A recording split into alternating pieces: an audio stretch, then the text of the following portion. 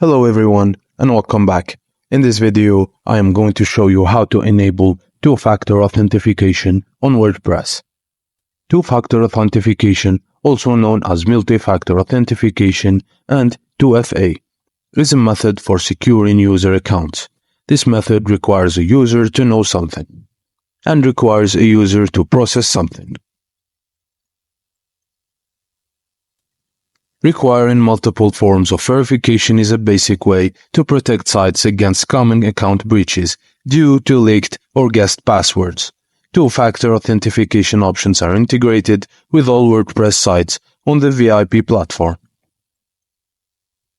For a user who has an existing WordPress account on site, to enable two-factor authentication, access the WordPress admin dashboard by logging in with your username and password.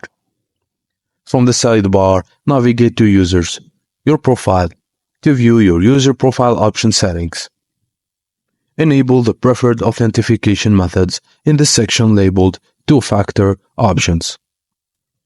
Select the Update Profile button to save the updated settings. And that's it, guys. Thank you for watching, and please don't forget to like and subscribe for more.